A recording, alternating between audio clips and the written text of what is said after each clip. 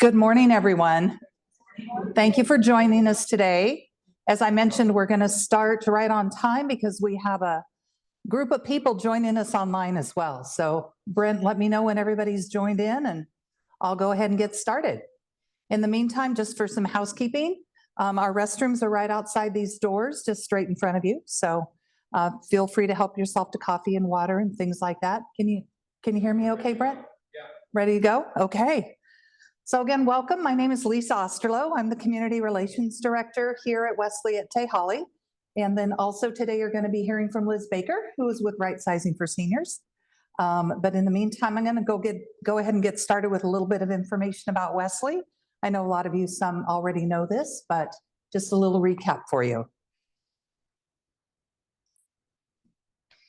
All right, so we did our welcome and introductions. I'm going to talk a little bit about Wesley history for those of you who are new to Wesley. Talk about how we're a little bit different. We're going to talk about this campus and our campus lifestyle and our resident engagement, how our residents are actively involved in the campus. I'll go over pricing briefly. If there's information that you want afterwards, feel free to ask Sarah or I. Sarah is here with me as well. She's my counterpart here at Holly. And just so you know, we also have a model room open today. So if there's anything you want to see after the event, we're here to show you around the community as well. And then we'll have time for questions. And then Liz will do the fun part, which is the reason you are all here, to learn a little bit about how you can prepare for a move to a community like ours, or just get your house cleaned up. Either way, make us all feel a little bit better. Okay.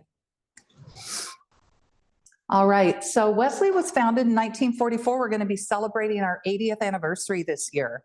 We've got a big party here planned on June 21st, so keep your eyes out for information on that. All of our campuses are celebrating in different ways to celebrate the 80 years here at Wesley. Our Wesley Health and Home Care started in 2003. We also offer palliative and hospice services at Wesley. Our Auburn campus, Wesley Lee Hill, opened up in 2007. We began the redevelopment of Wesley Des Moines back in 2014, and that is coming along quite nicely, and we're almost done with the redevelopment up in Des Moines as well. We have a few more people coming. Okay, got some people online, so we'll just kind of keep going here a little bit and wait for some folks that are still on their way upstairs. Okay. So let me ask some questions of the folks that are here. So who in the room here has visited our Holly campus before? Okay, almost everyone. Yes, thank you. Has anyone visited any of our other communities? Okay. Does anybody have any friends that live at Wesley? Look at that. No, it's fine. Okay. Okay. So our Bradley Park campus opened in 2019. This campus opened in 2021, and we are planning on a future development up in our Renton campus, which is scheduled for at least 27 or somewhere around there.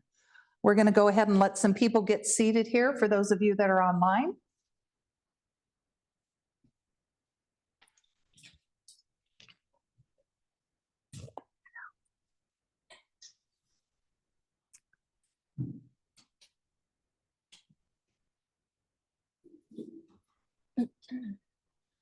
Good morning. Welcome.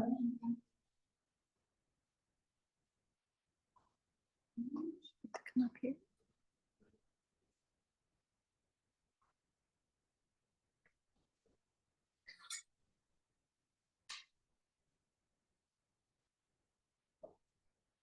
All right. We'll go ahead and keep going. All right. So who here wants to keep mowing their lawn? I know we don't have to do it this time of year, but eventually, pretty soon, you're going to have to do it again. And who would like to have the option for a delicious meal without having to cook every single night? Everybody's raising their hand about that. Me too. Agreed. So Wesley offers a maintenance-free lifestyle with more choices in housing and care options. We have a community with friends of diverse interests and backgrounds. We have a lot of engaging programs, events, and classes. We have a robust resident council as well that's very involved. Again, kind of that maintenance-free lifestyle, which is a big draw for a lot of folks coming here. Our apartments are spacious with full kitchens, outside areas, decks and patios.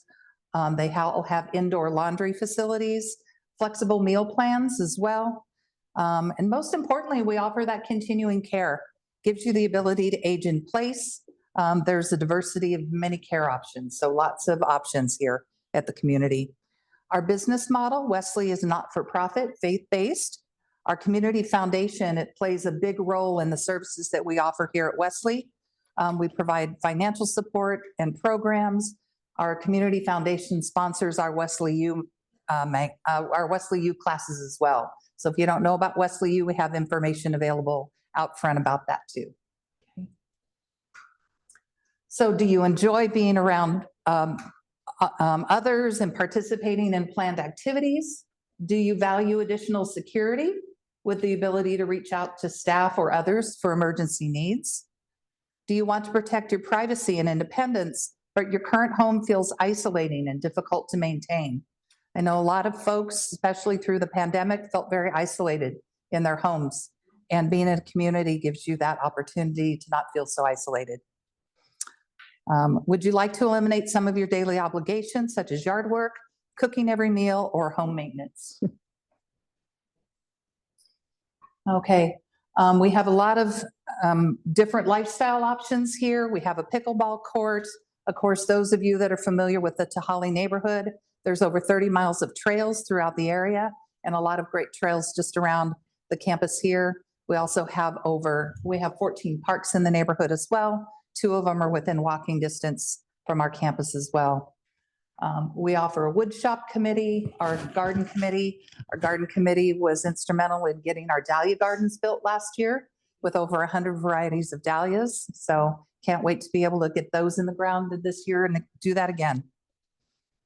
We have book clubs, we have painting and beading, movie committee, resident game groups. We also offer a wide variety of health and fitness. We have a robust exercise program.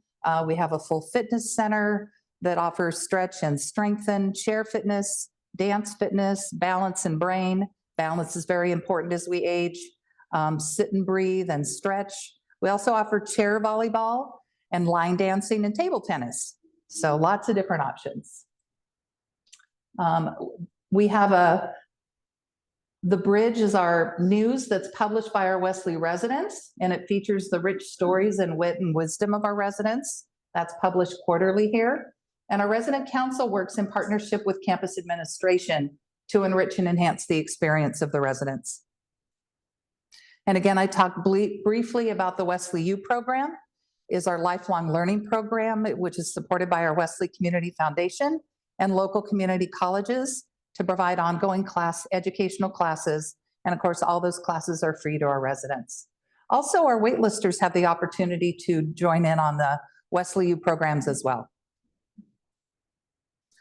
Just real quickly about pricing, again, feel free to ask us afterwards and we can provide further information. For the apartments in the Brownstone and Lodge, there is a 100% refundable entrance deposit that always is returned to you, whether you're moving to higher level of care, whether you're moving out, or when you pass away, it goes to your estate. Then in addition, you have the monthly service fees, and the monthly service fees cover all of your amenities, your meal plans, all of your maintenance, all of your utilities, TV, internet, and phone are included in that monthly service fee. And then in the Commons and the Arbor, which is our higher levels of care, it's strictly a month-to-month rental, and there is no entrance deposit. We do have care staff in the community 24 hours a day, 7 days a week. Our Arbor, which is our memory care community, is staffed by a completely separate group of caregivers that provide assistance to our residents with Alzheimer's or dementia.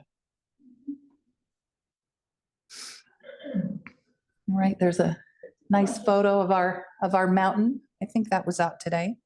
So Wesley is more than just a place people turn to when they need to move. It can be the reason that you want to move. Okay. So don't wait for a crisis to occur to start planning your future. pretty. All right, and there's some information. I'm here with our phone number, and then Sarah Turek. I just saw Sarah walk in the back here. She's my counterpart, and we are both here to assist you. So please let us know if you have any questions. All right, and then I'm going to have to put my glasses on to read the next part. Yeah. Okay, and then I'm also going to switch presentations here. Maybe.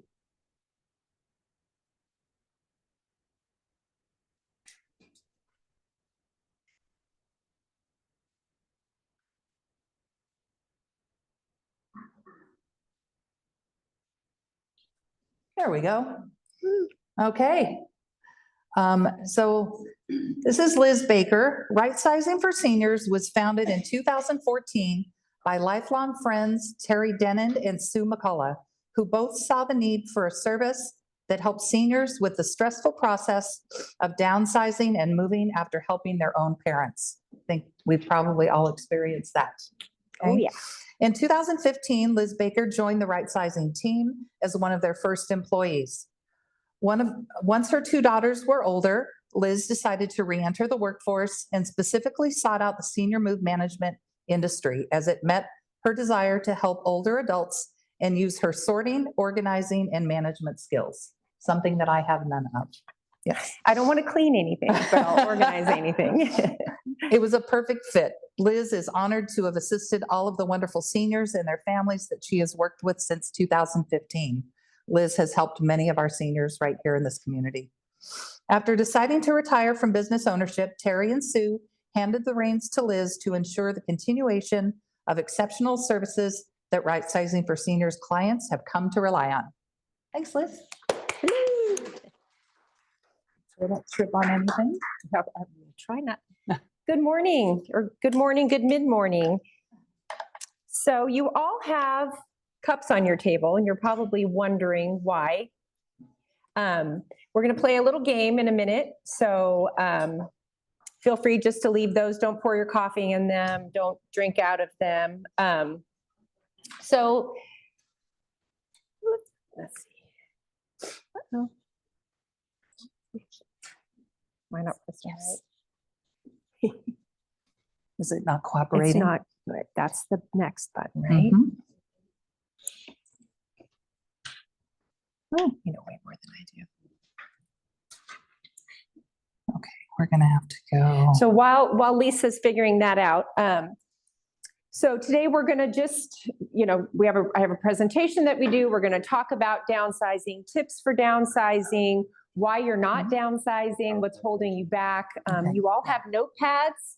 So if a question pops into your head while we're in the middle of the presentation, feel free to just jot down your questions. Since we have people that are following online, it would be a little bit more efficient if we all waited till the very end and asked our questions, and that way those folks that are online can ask their questions as well. Okay, keep talking. Oh, keep talking. Okay.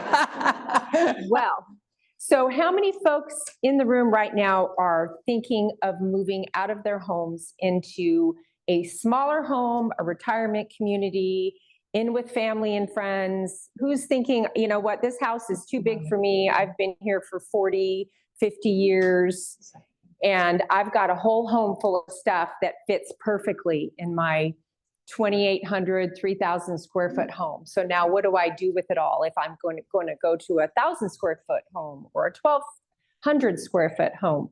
So we're going to talk a little bit today about how you get the process started and where you go from there. So we're up and running. Yay! Woo! This is why Brent is here.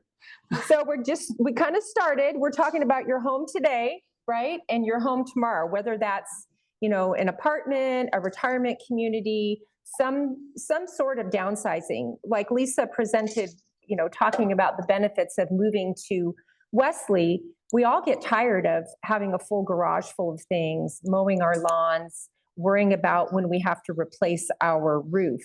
So we're all kind of toying with that idea of, I don't need this big house anymore, but what do I do with all the stuff that's in it? So first questions to ask and maybe you've all already asked yourself this, what's holding you back from making that actual move of deciding, I'm going to do this, I'm going to pick a place, and therefore start the ball rolling? We're overwhelmed, right? That's probably the first thing people think of. I'm overwhelmed, therefore I'm not going to do anything at all. I'm going to kick that can down the road. I'll worry about it later. You're emotionally attached to your stuff. Your generation and part of my generation, we're the generation that had crystal and china and silver. You know, I've got a place setting of 12 of everything too, because I was told when I got married, I needed all of that.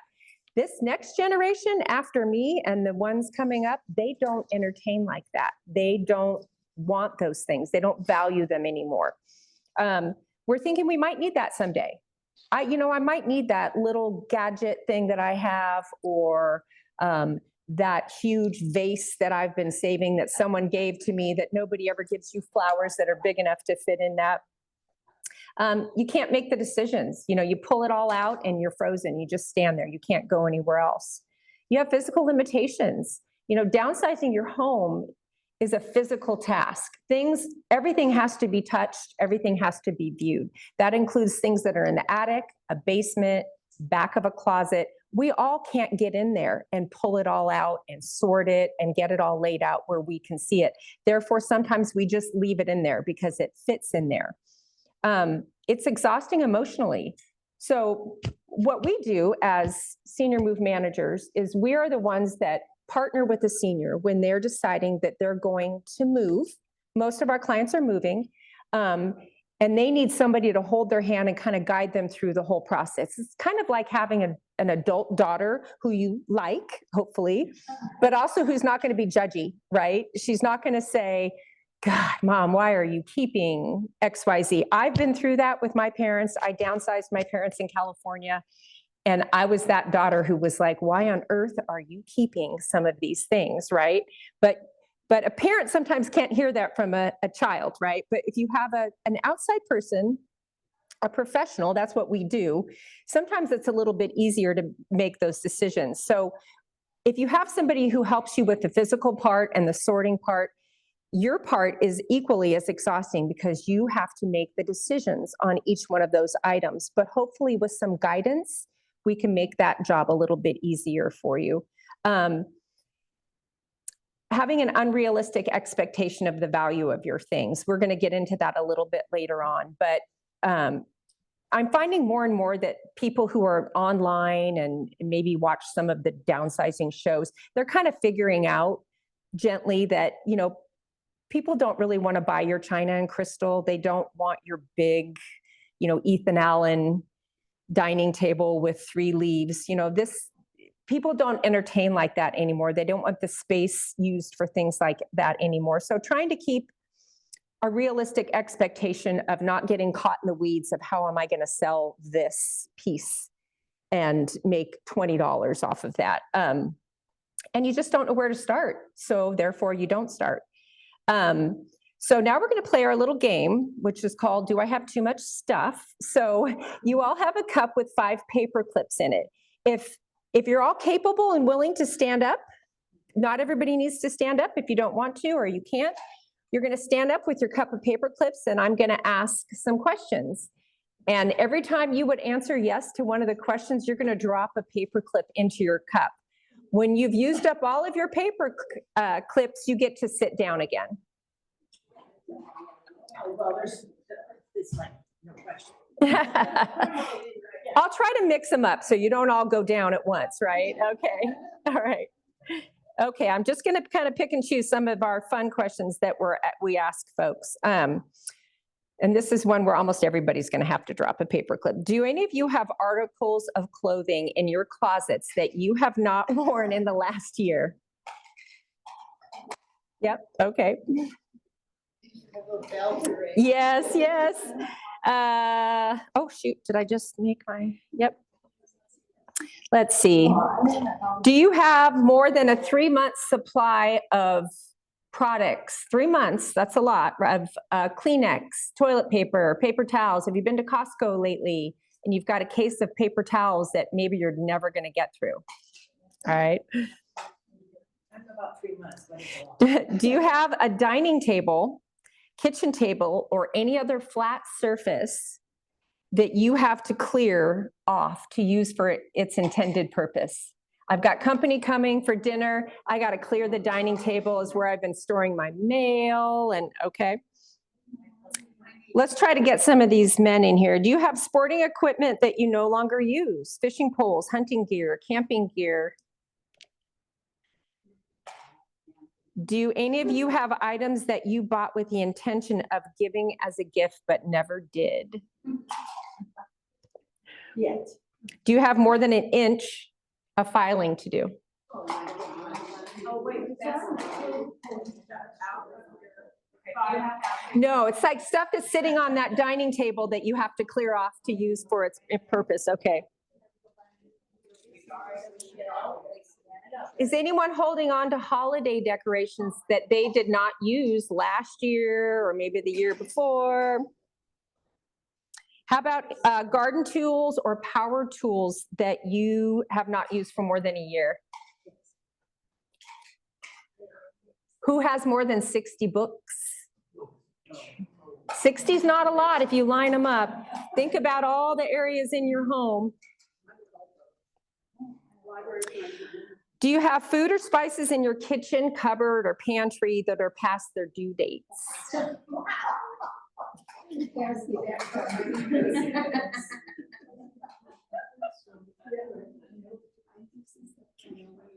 Let's see. Does anyone have a deal with it later pile? That's probably on the dining room table that you're not using, right? Like, I'm going to get to that, I'm going to get to that, but we keep kind of pushing it away. Okay. Who is storing items for their adult children? Holding it, I'm going to give it to them. They might want either, can you put that in your garage, mom and dad? I don't have room. Or, I'm going to give that to Jim at some point, even though Jim probably never said he wanted it, but you haven't given it to him. I don't want to give it to them yet because I'll just throw it away. Yeah, yes, right. Who has more than 3 sets of bath towels? 3 sets. So you're using one, and then you wash them, and then you put the other ones in. Okay. Who has more than, who has sheets for beds that they no longer have the size for? Good. Who has more than 3 sets of sheets? Who has any VHS tapes that they're saving?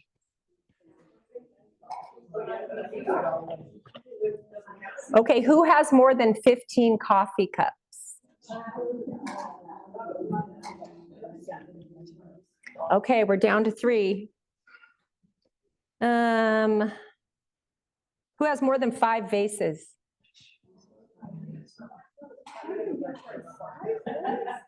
We have a winner. Congratulations, you've won. You know what? Are you still standing too? Why? Then you've both won.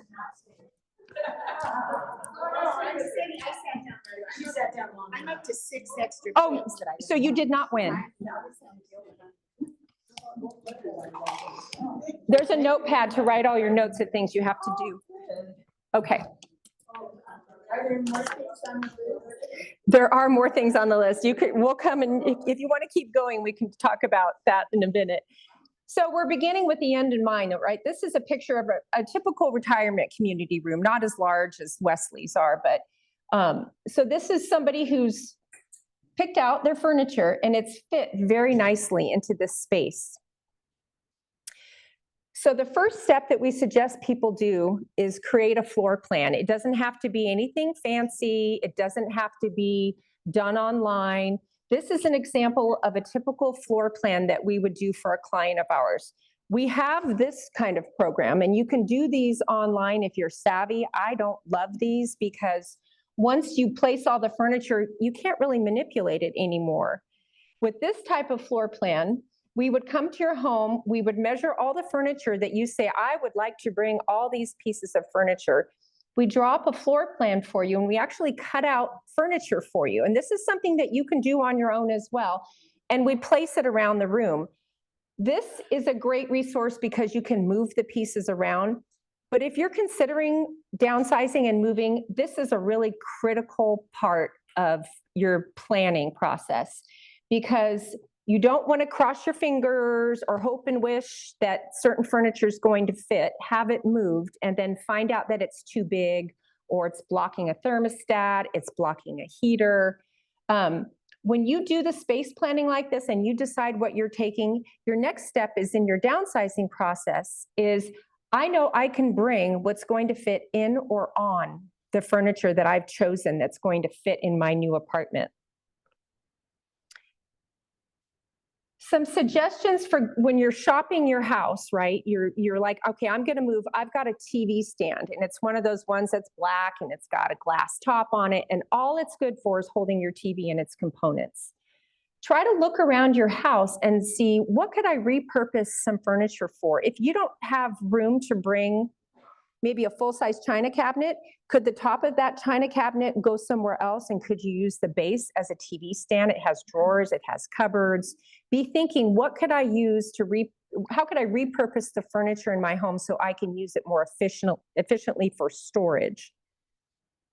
Smaller scale furniture. This is like one of those tables, right? That's got all the stuff on it that we're holding on to. This kind of big table won't fit in a retirement community for the most part, right? So if you're thinking about moving, you're going to try to think about smaller scale furniture. Maybe you have something around your house. Maybe you're going to buy something else. So there's no right or wrong way to start with this whole process of right sizing. You just need to start somewhere. We try to suggest to our clients that you make an appointment with yourself, just like if you were going to have lunch with a friend or if you had a doctor's appointment. On Tuesday from 11 to 1, I am going to sort XYZ area. Start in an easy area. So if you have a home that has a guest bedroom, maybe 2 guest bedrooms, because it might have been the home that you raised your children in. They no longer live there, but you're using it as something else. Don't start with your craft room or your office or your kitchen. Those are all rooms that you're probably using still, right? But are also, time consumers when it comes to sorting. Start with an easy area, a room that you're really not using very much, which would probably be something like a guest bathroom or a guest bedroom. So get yourself prepared, right? So you're going to be setting up some things. So you've made an appointment with yourself. I'm going to do a 2-hour session, right? I'm not going to make it an 8-hour session, because then I'm going to be tired and I'm going to quit. You can organize how you're going to categorize things any way that works for you. This is an example of something that we would set up because it would be easy to put things in here. So you're going to have a keep and it's moving, or keep it's going back in my home where it's designated. Something that I'm going to donate or sell. Recycling, obviously, and trash. You can use bags, anything that keeps it from being too heavy, right? And I'll say this again when we get down the line a little bit more, but when you're done with your sorting session, part of that time that you've set aside is you removing those items that are going to donate. So we'll talk about that in a little bit. So the 3 biggies that are hard ones to go through, right, are clothing, books, and paperwork. Those are the ones that take the most time. So we suggest starting by gathering your clothing, and this is kind of one that you don't want to start with, right? This is after you've built up some momentum and you've sorted and you're feeling pretty confident that I can do this. But how many of you are keeping clothing in other rooms of your house, other closets in your house that are not your main bedroom closet, right? So you won't know how many pairs of black slacks you have, or blazers, or floral blouses, until you gather everything together. And then once you've gathered things together by category, you get to try it all on, right? And it doesn't have to be that whole KonMari, does it make me feel fantastic? Is it bringing me joy? Does it fit? Does it fit, right? Is it going to fit, or am I holding on to something that maybe is a dream for me to fit into again, right? Is it comfortable? Does it make me feel good? If it doesn't, pass it down the line. Somebody else would be happy to have it.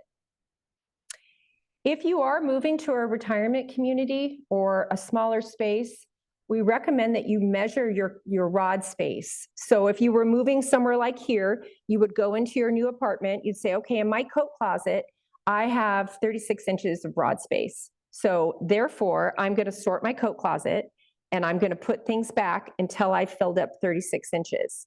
Same with your guest room, same with your master closet.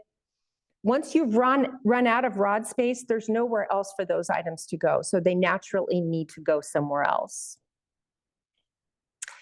So books are a big one because most of us, probably all of us, keep our books somewhere else in our house other than just the bookcase that's maybe in the office.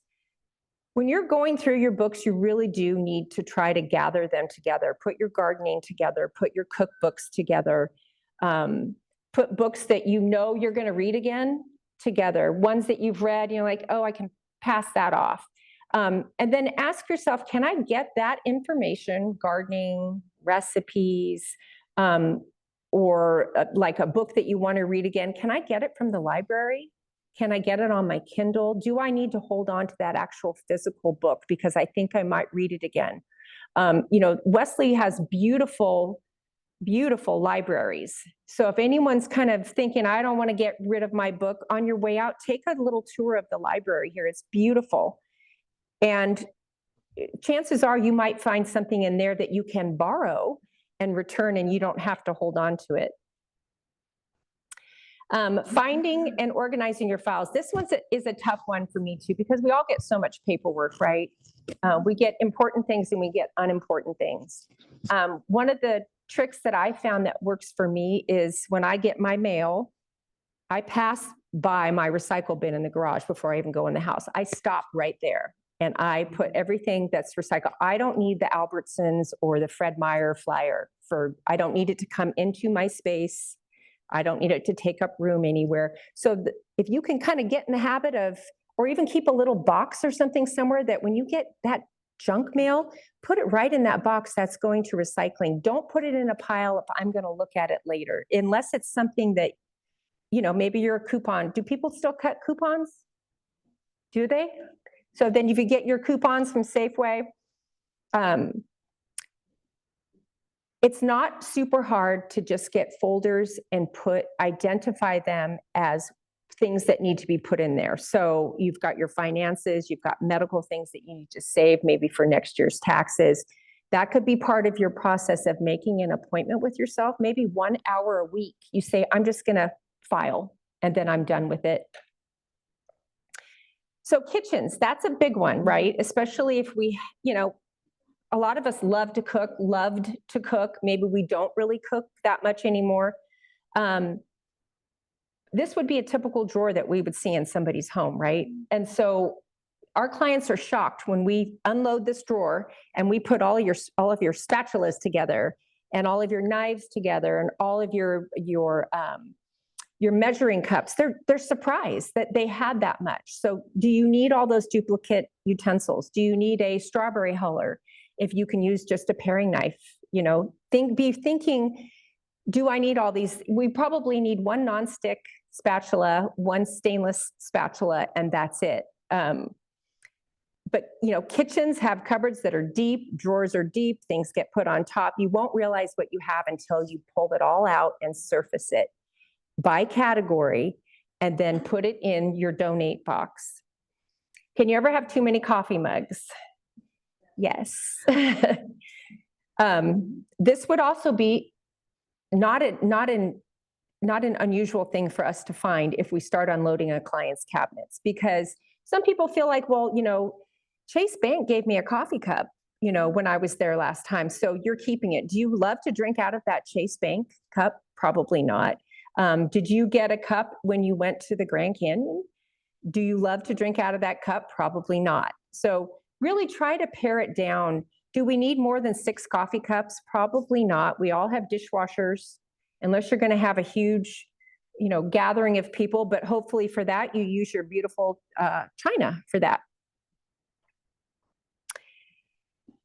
So lids for every plastic container. We probably all have done this at some point. We get like inspired and we're going to match all that Tupperware up, right? And then something happens and it's usually the bases disappear and there's lids with no mates.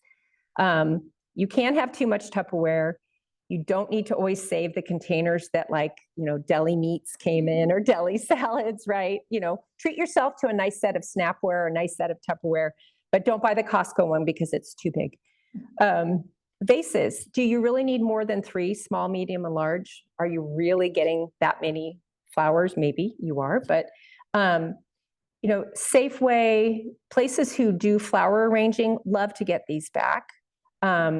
Local hospitals, the gift shop, they love to get vases because people come to the hospital and they bring people a bouquet of flowers and they have nothing to put it on in. So there's other ways to rehome your things other than the standard, I'm just going to give it to the Goodwill. Just think outside the box a little bit, but pick your 3 favorites that you would love to see your flowers in and let the other ones go to someone else who would really appreciate them. So there's 2 ways to go about this, going room to room and going item to item. Room to room works if you're not storing a bunch of different things. So if you have a craft room and that's your craft room, then that's a room. Your kitchen is a room, but your office and maybe your family room, it's combined with, I've got books here and I've got books there. So you can't always go room to room. But if you can start somewhere small, like I said before, which would be like a guest bedroom, you've sorted it, you've pulled out what you're not taking, and you've closed the door, and you've said, I'm done with that room. 3 to 4 hour chunks of time, this is an exhausting process, right? For me, it's easy because it's not my stuff, right? So I can go through it, I can sort it, and then you come in and you make the decision. 4 hours is kind of a long time if you're just working on one task. Included in that, though, is taking the garbage out, putting the recycling that you've chosen in the recycle bin, and then taking those items that you've designated are going to go to whatever charity you choose in your car. So the next time you're driving by Granny's Attic or Value Village, you're going to make a stop in there and unload those items. We really encourage people not to make a big pile of donation. That whole pile over there is donation, because what do you think we're going to be tempted to do like in a day or two? We're going to start rooting through those bags again, right? And we're going to think, oh, maybe I am going to wear those brown clogs that I haven't worn in 5 years. They were still pretty good. You made the smart decision when you downsized the first time to let it go. Let it go. Maintain your momentum. So I talk to people all the time who say, I talked to our client the other day, 7 years, she's been sorting her house in anticipation of moving to a Wesley. Well, guess what? She got the apartment she wanted. Now she has 30 days, right? So I can imagine what she's been doing in 7 years, which is probably tinkering here, tinkering there, and kind of, squirreling, right? All squirrel, oh, let me go over here, let me do that. And really, she feels like nothing got done. That's the part of setting aside your valuable time to complete your task, making an appointment the next week. If you felt good about the first 2 hours that you did, maybe you do Tuesday, Thursday of the same week. If you think, oh gosh, this was really exhausting and hard, maybe I'm just going to do it once a week. But this is not a one and done task. It took you 40, 50 years to acquire all these wonderful things. It's going to take you more than a week spread out over 6 months to edit and rehome the things that you're not going to take with you. Remove as you go. We already talked about that. So ditching the item without ditching the memory. People will say, so-and-so gave me that XYZ, but it's sitting in the very back of your cabinet. And maybe you remember when somebody gave it to you, it was for a birthday or an anniversary. Letting go of the object is not letting go of the memory that you have of who gave it to you or what it was for. You can repurpose things like this. This is somebody who was making jewelry out of some china. You can do a photo album. You can take pictures of, say you have a collection of cookie jars, pick out the 2 or 3 that you want. You can take pictures of all the other ones. You can make a photo book on Shutterfly, little small books. If there's things that you want to be able to go back and look at, but do you really need to hold on to the physical object? So you're moving. What do you do with your stuff? Which I think is probably what everybody really wants to know. Do I sell it? Do I donate it? Do I give it away to family members?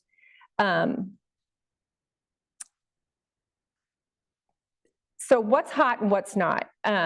So a lot of us have all these things on this list, right? We have brown furniture, which would be that, that big, shiny, brown dining table that has leaves and it's got kind of, design on the chair. We have china and stemware. We all have it, I think, right? Silver plated anything. You have to be thinking along the lines of this list that if you all raised your hands that you had most of these things, and you can guess everybody out there has the same thing. These things don't hold their value right now. Selling these things is time consuming, and you really are going to get pennies on the dollar for them. Books, unless any kind of classic, unique book, hutches and formal dining tables, we can hardly donate them. Habitat for Humanity will take dining tables and hutches right now. So I encourage you that if you are thinking, yes, it has to, and it has to be in good shape. So be thinking too that these, if you're donating, we use Northwest Furniture Bank and Fusion, we use Habitat. It's all about dignity with what you're donating, right? If you have a table that has a bunch of watermarks on it, they're not going to take it because it's not sellable for Habitat, and the other places who want to use them for their transitional housing. It's all about dignity. You want to give somebody something that's decent, something that's not broken or damaged. So if you're thinking about donating a dining table or a hutch, I encourage you to do it as soon as possible, because I'm just waiting for the day where Habitat says we're not taking hutches anymore, because Northwest Furniture Bank isn't, Fusion really isn't. And I'm always fingers crossed when they come pick it up that it actually gets on the truck and goes. Pianos and organs, that's another thing that we can really not get rid of. So if you are thinking, I'm not taking it with me, start now.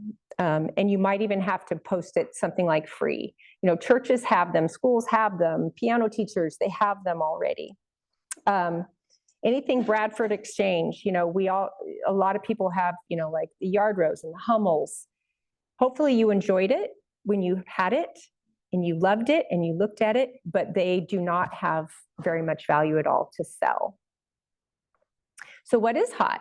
So mid-century furniture, the teak, kind of like these lighter colors, modern furniture, small scale furniture, high-end vintage jewelry still holds some value, vintage designer clothing, newer, well-made contemporary furniture, Pottery Barn, restoration hardware, chests of drawers, the tall ones, they're great for donating. Fusion, Habitat, they all love things like that because they don't take up a big footprint. High-end vintage stereo equipment. We just had a client had some picked up by an auctioneer that we use, and that sold. Don't be consumed by finding homes for everything.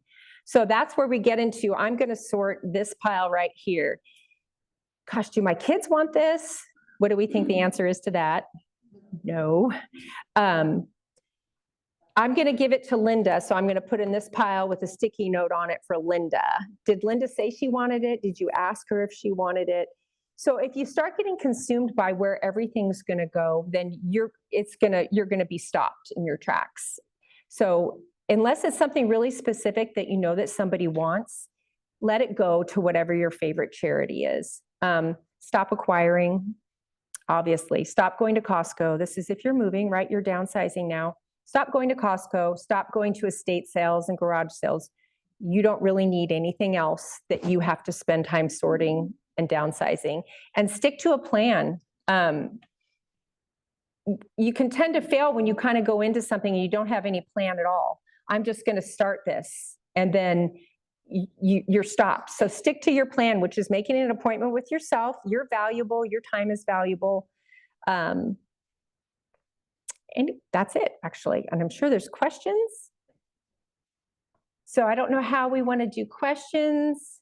If we want to do the room or. Just have a comment. Don't start with your photographs. No, do not start with your photographs. And honestly, most of the clients that we move, we usually just say, look, that is the last thing that we look at. You're probably going to have to box them up, and they're going to travel with you, and you're going to put them in your storage locker, and you're going to get to them, which I could probably go knock on the doors here of the people that we moved and ask them, have you gone through your photographs yet? And the answer is probably no. That's a hard one. We all get kind of stuck in the weeds, right? We go trip down memory lane. So do not start with your photographs. That's very good advice. Yes, yes, yes. Yeah. Any other questions?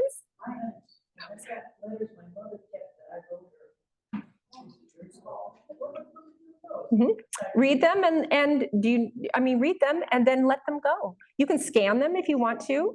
I was just going to ask you if you knew some good services for scanning and digitizing. I do not off the top of my head, So, but there's all kinds of services out there. I can help you find something if you need. Yeah. But then also ask yourself that question too. Why are you digitizing it? You know, are you going to look at it again? Are your kids going to want to see it again? So it's kind of like putting a Band-Aid on something, right? Instead of really making the decision that I'm looking at this and I'm going to let it go. So just be sure to repeat the question. So oh, so sorry. I'm sorry. Oh, that's right. Sorry. You had a question? I have a lot of formal clothing at home that I just don't use, and I know I don't. Is there a good place to get rid of them? So the question was, she has a lot of formal clothing. Okay, so this was when you worked, maybe, right? So how long ago was that you were wearing these? Quite a long time. Probably not someplace specific. I would give it to a local charity of your choice and let them decide where it's best suited. I mean, you've got to think that those are probably not up-to-date things. Yeah. That's another thing about not getting too fixated on where specific items are going.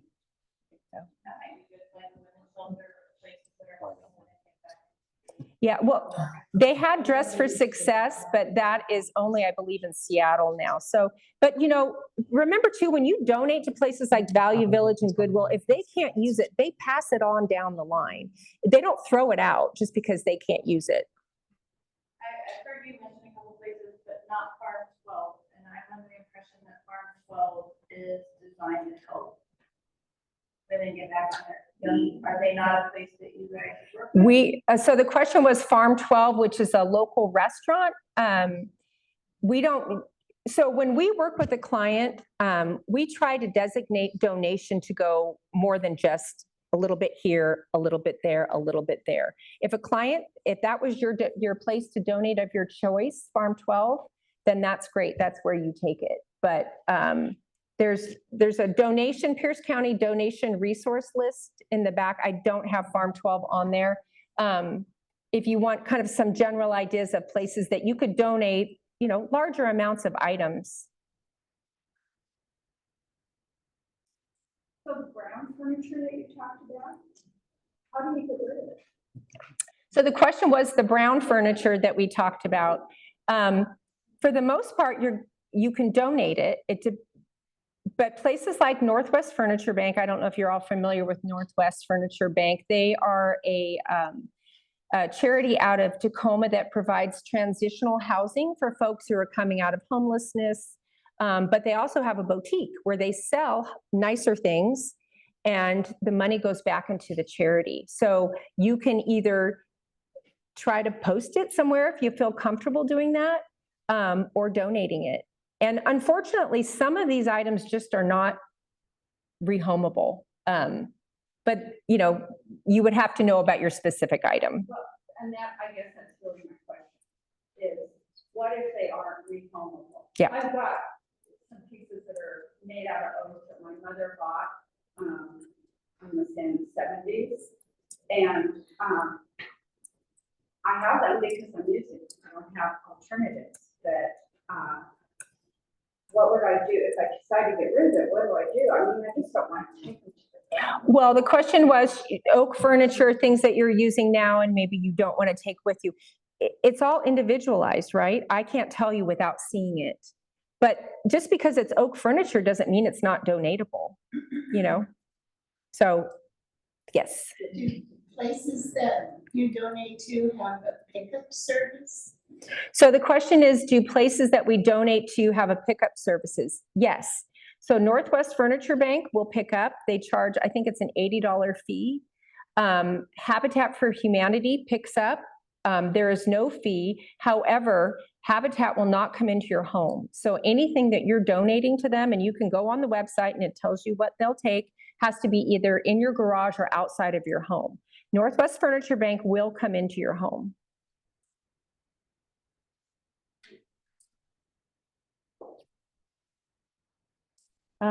Let's go right here. You mentioned that high-end jewelry, what would you suggest for? You know, you have to start doing your research. The question was high-end jewelry. Where do you sell it? What do you do with it? Just start researching it. You know, sell high-end jewelry. You can take it to jewelry stores or antique shops. You know, when you go into an antique shop, you see high-end jewelry. And if you're thinking you want to sell anything at an antique shop, take a photograph of it, email them, or just take your phone and show them a picture of it. They'll tell you yes or no whether they want it or not. Oh, that's right here. If you have like very old antique carvings, how do you do them appraised? Well, there's some resources on the donation list about appraisers and auction houses that you can contact for that. So before we get too much into, I have a specific item, if we can keep it kind of generalized so everyone, including the people online, and then if you want to come up to me after and ask me about specifics, but we want to make sure we get to the online questions too. We talked about all this China and crystal. Is there a resource for getting rid of it? China and crystal getting rid of. Like I said, you could take a picture of it and take it to an antique store and say if they want it. You could use it. There's an option, you know, you could have your afternoon tea and cookie on the china instead of having it in a box where no one's going to see it. But really, for the most part, it's a donation. Everybody has it. And especially during COVID, when everyone was downsizing, guess what they were doing? They were sorting their homes and taking items to the Goodwill, to the point where the Goodwill said, we can't take anything else anymore. So if you've been in any of these consignment stores or donation stores, you know the China and crystal section is huge, right? It has a lot of stuff in it. What about huge selection of old sheet music? That would be a specific that we could talk about after, if you'd like. I can give you some resources. Do you have like a layout of each apartment or whatever, with measurements? Lisa sure does. Yep. That's the question was, is there a layout? They give you a floor plan, which shows you the layout and the measurements of all the apartments here.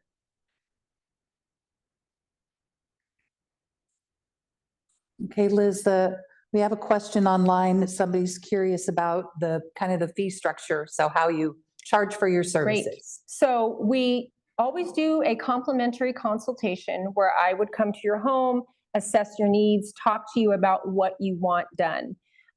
You can see from our brochure that we do everything from the floor planning, downsizing with you. We do all your packing. We coordinate your mover. We do all your unpacking, you know, putting things away. We take away all the packing materials, and then we can facilitate a clean out of your home so you can get it ready to sell. You don't have to use us for all of that. You can just say, I want you to do a floor plan. We charge $70 an hour per person for pretty much everything that we do for you. So that's, you know, downsizing with you, packing, unpacking, clean out. And when we do the first visit, I take a lot of pictures, and then I'll give you an estimate, which has a low end and a high end for whatever you said you needed help with. And I'll break it down room to room. This is how long I think it will take to sort and pack your bedroom, bathroom, closet. Most of our clients end up somewhere in the middle of that estimate. The packing and unpacking, we're very speedy. The floor plan is pretty speedy. It's the decision-making, which is what you're doing. So if you're quick to make decisions, we can get through this process pretty quickly. If it takes you a little bit longer, it takes you a little bit longer.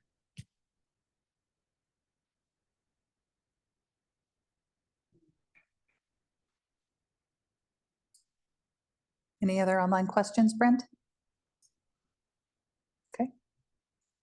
Awesome.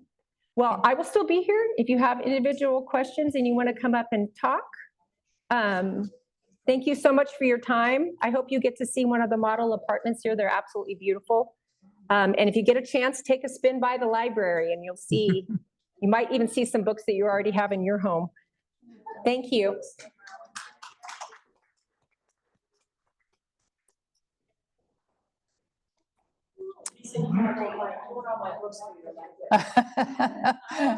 I think the question was, if the books for the library, if you can donate them here. That's up to our librarians. Sometimes they say yes and sometimes they say no more.